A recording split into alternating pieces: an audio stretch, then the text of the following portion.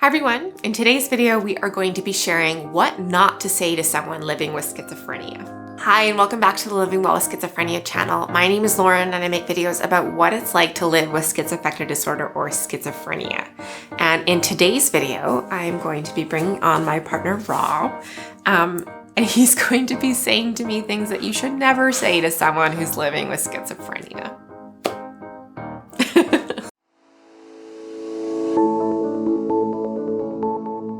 Yeah, so I live with schizophrenia. Oh, so like how many personalities do you have? Okay, so here's why that's problematic. So people often confuse schizophrenia with dissociative identity disorder, or often referred to as multiple personality disorder. They are not the same thing. Schizophrenia means split mind. It does not mean split personalities. And so schizophrenia is more when someone splits from reality in some way. It's not, multiple personalities. Yeah, so I live with schizophrenia. Oh, so do they give you day passes often? Okay, so unfortunately, I think this is probably a common misconception that people who are living with schizophrenia are living in an institution or are living permanently in a psychiatric facility, and this is not the case. People who are living with schizophrenia can live wonderful, full lives just as anyone else out in the community. So yeah, I've been struggling with some of my symptoms a lot more lately. Yeah. Just remember that it's all in your head. Okay, this is not a great thing to say to someone who's living with schizophrenia because yeah, obviously it's all in your head, but that doesn't make it any less real to the person who's experiencing things. So what do the voices say? Do they tell you to hurt people? Okay, so this one's kind of a twofold no-no. So first, asking someone what the voices say is kind of not something that you should do unless you have a very close relationship with them and it's already been established they want to share that with you. If you just ask someone, what their hallucinations entail, that can be very triggering and problematic in terms of bringing their hallucinations into reality and also intruding on their privacy around what they're experiencing like that. And then going a step further, asking someone if the voices tell them to hurt people is highly offensive. I think there's this misconception that people who are living with schizophrenia are violent or, are out murdering people or hurting people, and that's just not the case. People who are living with schizophrenia are actually more likely to be the victims of violent crime than the perpetrators. So did you get schizophrenia from smoking too much weed? Okay, so yes, there is a correlation that has been found between smoking weed or marijuana and developing psychosis or schizophrenia. However, this is not the case for everyone who develops schizophrenia. I did try smoking weed twice in my adolescence, but I developed schizophrenia like years after that. So I don't think that it was triggered by use of marijuana. And so people can develop schizophrenia without having it drug-induced. Now that said, for some people, it is a reality that their schizophrenia or psychosis was drug-induced, but it doesn't mean that that's just a blanket, assumption that can be made about everyone who's living with psychosis or schizophrenia. So you must be really creative, right? So this is one that people who are living with schizophrenia get a lot. I think there's a bit of romanticization going on about, people like Van Gogh or, other creatives who lived with a mental illness such as schizophrenia where, their madness led to experiencing the world in a different way, which breeds creativity.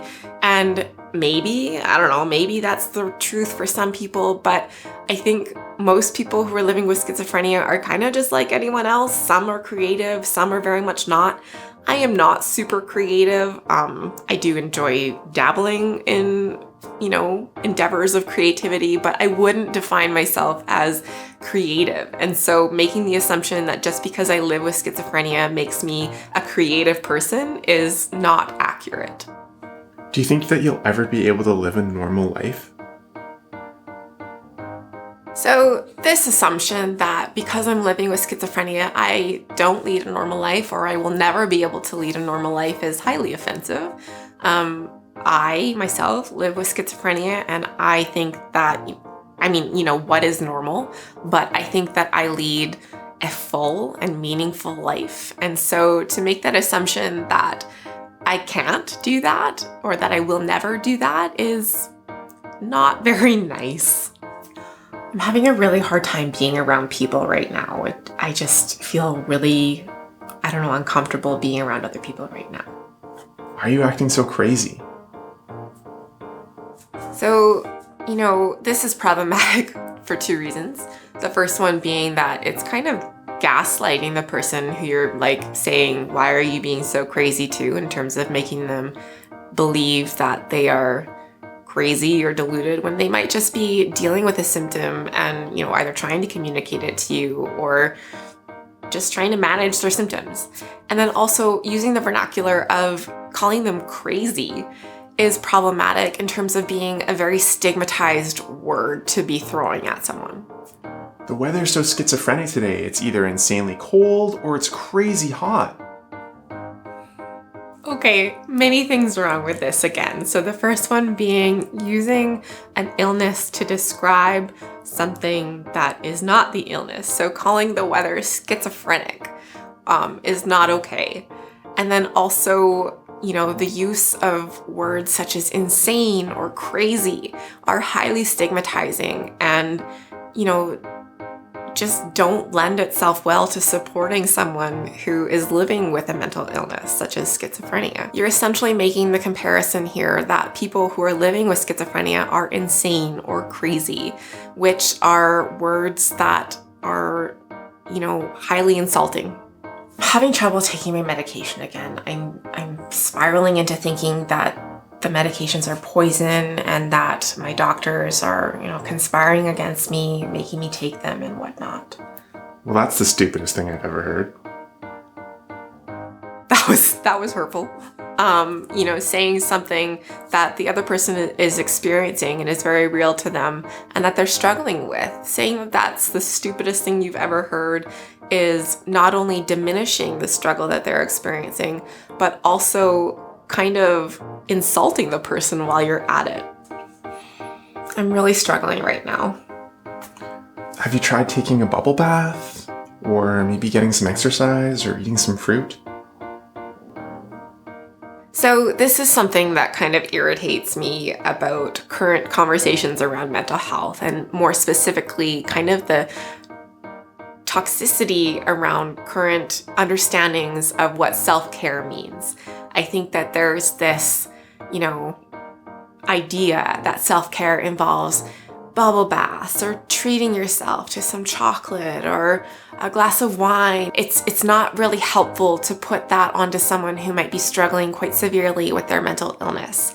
I think more appropriate means of self-care are things like taking your medication, staying socially supported and socially connected with other people. I guess exercise and nutrition are good, but they are not, be-all end-alls for how someone can reach a point of wellness again. And so making suggestions like this when someone is sharing that they're really struggling with you is highly dismissive and a little patronizing. Wow, you don't look schizophrenic. What do schizophrenics look like? Is my first question to this. And, I think that this is something that plays out a lot in the comment section of our YouTube channel, where people are saying things along the lines of, you're too pretty to be schizophrenic, or, you look too well dressed and whatnot to be schizophrenic. And that's ridiculous. I'm a person just like anyone else. I can look any which way and still experience schizophrenia, and there is no specific look to having schizophrenia. I think probably the picture that people have in their head of someone who's living with schizophrenia is someone without a home, who is unkempt, and these things can be realities for some people who are living with schizophrenia, and I don't want to take away from that sometimes people who are living with schizophrenia do fit those stereotypes. And sometimes people who are living with schizophrenia have a hard time keeping up with personal hygiene. I definitely struggle with that at times too. You guys are seeing me, in my best moments, and that's not what I always look like. However, I do think it is still important not to stereotype a group of people just based on the illness that they live with, into, pigeonholing them into a certain look. So you're crazy, eh? That must mean you're great in the sack. Okay, that's only funny because it's coming from my partner. Don't say that to anyone, please. I don't know why there's this narrative within society that crazy chicks are great in bed, or, the crazier, and it's very gendered, it's primarily geared toward women. And, not only is that sexist, but that's also ableist in a weird, twisted way, where you are making the assumption that just because someone struggles with a mental illness means that they are wild in a sexual way. And that's highly offensive. Don't do that. So, how many times have you been arrested? Making the assumption that someone who's living with schizophrenia has a criminal record is not okay. Sometimes when someone is in a psychotic state or, a compromised state or whatnot, they can get wrapped up in trouble with the law, but that's not something that is a universal experience for people who are living with mental illness. On this topic, though, I would like to make a quick statement that I have been taken by the police in handcuffs before. I was doing absolutely nothing wrong or unlawful, but the way that the current mental health system operates is to kind of treat people who are dealing with mental health crises as criminals. I don't know why I was handcuffed and put in the back of a police car for multiple times when I was just at the psychiatrist's office letting him know that I was struggling. And so he called the police to take me to the hospital, and somehow I ended up in handcuffs. But those are two separate things, that society views people who are dealing with mental illnesses as essentially criminals. And that's just so not okay on so many levels. Wow, you're so brave. You're a real inspiration. So this is kind of along the lines of the way our society is really into disability porn. So let me explain that concept a little bit, where when we see someone who is functioning in a different way from us, has some form of disability, we immediately expect from them to be brave in terms of facing their illness or difference. And we expect them to be an inspiration to all of us who maybe aren't experiencing that. And that is problematic. They're people first and foremost, and they're just managing an extra illness or challenge. And it doesn't automatically mean that they're so inspiring for living with this, because it's just, they're living with it. Now, people often say this to me on our YouTube channel, and I don't want to be insulting to those people, because there is a bit of a difference. I am coming on to the internet and sharing vulnerably about experiences that I've had and difficulties that I've faced. And so, maybe when someone is doing that and is being vulnerable and sharing about the challenges they faced and overcome, that can be seen as inspirational or brave or whatnot.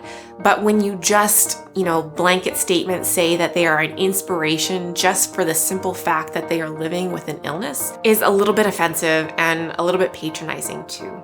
All right, so thanks so much for coming along with us on that ride of things not to say to someone who's living with schizophrenia. Do not worry, Rob does not say these things to me regularly or at all. But thank you for, acting out what not to say to someone who's living with schizophrenia. If you want to see more videos from us, make sure to subscribe. And also, if you want to help support the creation of these videos, make sure to check out the link to our Patreon page in the description below. Thank you so much again for watching, and as always, wishing you and your loved ones good health. See you in the next video. Bye. Bye. Should we hug it out? Yeah. You still love me? I love you. Don't say those things to me again.